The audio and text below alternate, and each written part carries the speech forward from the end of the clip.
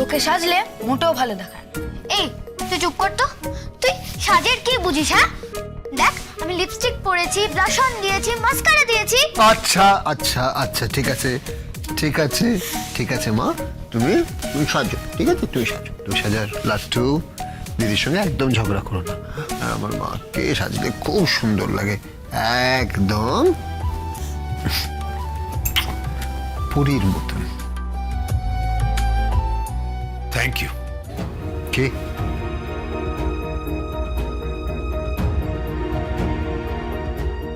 আপনি? হ্যাঁ আমি। থ্যাংক ইউ বাবা, থ্যাংক ইউ ভেরি মাচ। যেভাবে তুমি নিজে দাঁড়িয়ে থেকে পুরো বিয়েটা, আমি সত্যি তোমার কাছে কৃতজ্ঞ বাবা। Thank you very much. আসলে কি জানো বাবা, নন্দিনীর তো একটা অতীত আছে, তাই আমার বড় চিন্তা ছিল, বড্ড চিন্তা ছিল। কিন্তু যেভাবে তুমি সব সামলেছ, তুমি আর আমার মেয়ে দুজনে মিলে এই বিয়েটাকে উতরে দিয়েছ। সত্যি তুমি একবারে বাড়ির ছেলের কাজ করেছ। Many thanks, many thanks. যাকে এবার কিন্তু তোমাকে আমার ব্যবসাটা সামলাতে হবে, আর আমি কিচ্ছু চাই না। দেখো বাবা, আমার তো কোনো পুত্র সন্তান নেই, তুমি আমার সব। তাই তোমার কাছে আমি এটুকু ভরসা নিশ্চয় করতে পারি। দেখুন, আপনার মেয়ের বিয়ের দায়িত্ব নেওয়াটা অনেক বেশি সহজ আমার কাছে, কিন্তু ওই চেয়ারে বসে আপনার কোম্পানিটা চালানো আমার জন্য ডিফিকাল্ট হয়ে যাচ্ছে। কেন বাবা, তোমার কি কোনো সমস্যা হচ্ছে নাকি? সমস্যা তো হচ্ছে, ঠিক আছে, আপনি চিন্তা করুন, আমি ঠিক সামলে নেব। আমার শুধু একটা জিনিস মনে হয় যে খাতায় কলমে সমস্ত দায়িত্বটা আমাকে দেওয়া বোধহয় ঠিক হয়নি। কেন বলো তো, কি হয়েছে? কি হয়েছে মানে, দেখুন আমরা খুব সাধারণ, আমরা মিডল ক্লাস। লুঙ্গি পরি, জামা পরি, চপ্পল পরে রাস্তায় বেরিয়ে যাই। আর বগলে একটা ছাতা থাকে পা। ঠিক ঠিক ঠিক ঠিক ঠিক বগলে ছাতা থাকে, আর সেই ছাতা নিয়ে আমি দোকানে যাই, আমি বাজার করতে যাই। আমার জীবনটা অনেকটা অন্যরকম। আর আপনারা না, আপনাদের ক্লাসটা একটা উপরে। হ্যাঁ মানে দামি, বিশেষ করে দামি দামি স্যুট বুট, দামি ঘড়ি, দামি দামি ব্রেসলেট, দামি দামি গাড়ি। আর আমার কি, আমি তো অটো করে যাতায়াত করি, বাসে যাতায়াত করি, সেখানে দামি দামি গাড়ি, বাড়ির সামনে সফর, তারপরে অফিসে যাই, অফিসে আমার আন্ডারে কত ওয়ার্কার, এলাহি খাওয়া দাওয়া, পুরো বিষয়টাই অন্যরকম। কি মনে হয় জানেন তো, মনে হচ্ছে দুটো আলাদা মানুষ, মনে হয়েছে দুটো সম্পূর্ণ অন্য গ্রহের লোক।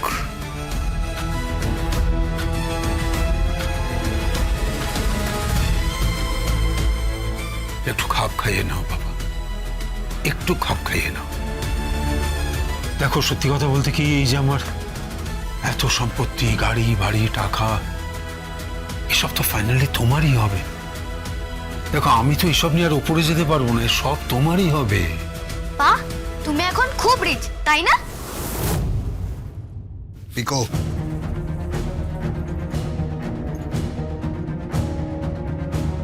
হ্যাঁ, তুমি তো খুব রিচ, সেদিন তো বলছিল। কে বলছিল? আয়ুষী মাসি বলছিল যে তুমি খুব রিচ, তোমার নাকি অনেক টাকা। আচ্ছা পা, মিলিয়ন ওইগুলো কি পা? কেন, তোকে শেখায়নি? আমি জানি মিলিয়ন হচ্ছে অনেক টাকা। দাঁড়া, ওয়ানের পাশে কটা জিরো বসে আমি তোকে বলছি। লাট্টু, এইসব কাউন্ট করবে না তুমি। আহা, করুক না, ওদের জীবনে একটু ভালোভাবে থাকুক না ওরা। দেখো, পিকোর বিয়েটা আমি দেখে যেতে পারবো কিনা জানি না, কিন্তু ওকে একেবারে প্রিন্সেসের মতো রাখবে, প্রিন্সেস বানাবে। আর আমার নাতি ওকে প্রিন্স বানাবে, একদম প্রিন্স। ওরা যা চাইবে সবকিছু ওদের দেবে, ওদের জীবনে যেন না পাওয়া বলে কিছু না থাকে। আমরা সব পাই, আমরা সব পাই দাদু। হ্যাঁ, পা আমাদের সব দেয়। সকালে উঠে পা আমাদের জন্য ব্রেকফাস্ট বানিয়ে দেয়, তাতে নুডলস থাকে বা কখনো রুটি থাকে, আর পা একটা সবজি বানায়, দারুণ খেতে হয় সেটা। তারপরে মাম্মি আমাদের জন্য স্কুলে টিফিন বানিয়ে দেয়, সেটাও খুব খেতে ভালো হয়। মাম্মির হাতের খাবার খেতে খুব ভালো হয়। কখনো কখনো আলুর পরোটা বানিয়ে দেয়, তারপরে ফিশ আনে পা ভেটকির পাতুরি বানিয়ে দেয়, মাটন আনে পা, আর মাটনটা আমি খেতে খুব ভালোবাসি। ঠিক আছে, এখন থেকে তোমরা রোজ মাটন খাবে, প্রত্যেক দিন। আমি বাড়িতে বলে দিচ্ছি তোমাদের জন্য রোজ মাটন আসবে এখন থেকে। দেখুন, রোজ যদি মাটন পেয়ে যায় তাহলে কিন্তু মাটনের প্রতি ভালোবাসা আর থাকবে না। ওই যে কথায় আছে না, যা সহজলভ্য তা মানুষ ভালোবাসে না। ওদেরকে প্লিজ একটু আমার মতন করে মানুষ হতে দিন না, খুব সাধারণের মতন, সাধারণ মানুষের মতন, কমন ম্যানের মতন। কি বলছো তুমি? হ্যাঁ, দেখুন, আপনি আপনার ব্যবসাটা সামলাতে বলেছেন, আমি সামলে দিচ্ছি, কিন্তু সেটা আমার ছেলে মেয়ের ছেলেবেলার বিনিময় নয়। ক্ষমা করবেন, কারণ অর্থ বড্ড বেশি প্রাচীর তৈরি করে, বড্ড বেশি অহং তৈরি করে, মানুষকে তাচ্ছিল্য করতে শেখায়, মানুষকে অবহেলা করতে শেখায়। অর্থ জানেন তো, অর্থ অনেক অনর্থের কারণ হয়ে দাঁড়ায়। তাই বলছি যে ওদেরকে প্লিজ, ওদেরকে আমার মতন করে মানুষ করতে দিন। আর আপনি অনুরোধ করেছেন, আমি আপনার ব্যবসাটা সামলে দেবো। আপনাকে বাইরে ডাকছে, বিদায় হচ্ছে তো। হ্যাঁ, যাচ্ছি যাচ্ছি। কি হলো, তুমি যাবে না? চলো। আমি না, আসলে আমি ওসব কান্নাকাটির মধ্যে ঠিক থাকতে পারি না। বলছি, আপনি যান, আপনার ওখানে প্রয়োজন আছে, মেয়েকে আশীর্বাদ করে মেয়েকে বিদায় দিন। হ্যাঁ, ঠিকই বলেছি, চলি। জেঠু চলো, সবাই তোমায় ডাকছে। তা তো যাচ্ছি, কিন্তু তুই তো এখন থেকে কাঁদতে আরম্ভ করে দিয়েছিস।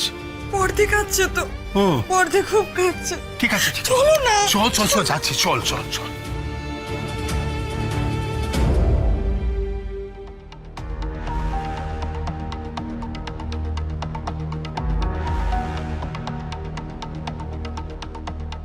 মস্ত বড় একটা ভুল হয়ে গেল রে। কি ভুল হয়েছে? নন্দিনীকে যেখানে বিয়ে দিলি, বিয়ে দেয়া হলো, সেটা ঠিক জায়গা নয়। মানে? তুই জানতিস না? কি জানতিস না এই গগনেন্দ্র চৌধুরী, এই গৌরব চৌধুরী, এই লোকগুলো ঠিক নয়? বিহেভিয়ারটা দেখলি না বাসর ঘরে? বিহেভিয়ারটা দেখলি না মণ্ডপে? মণ্ডপে যেটা ঘটলো, তারপর তো নন্দিনীর ওখান থেকে উঠে যাওয়া উচিত ছিল। এই বিয়েটাই করতে দেওয়া উচিত হয়নি। এই বিয়েটা করতে দেওয়া উচিত হয়নি পরশুরাম। এই বিয়েটা বন্ধ করে দেওয়া উচিত ছিল। তোর উপর দায়িত্ব ছিল পরশুরাম, তোর উপর। আর আমি তোকে অ্যাকিউজ করবো যদি নন্দিনী অসুখী হয়।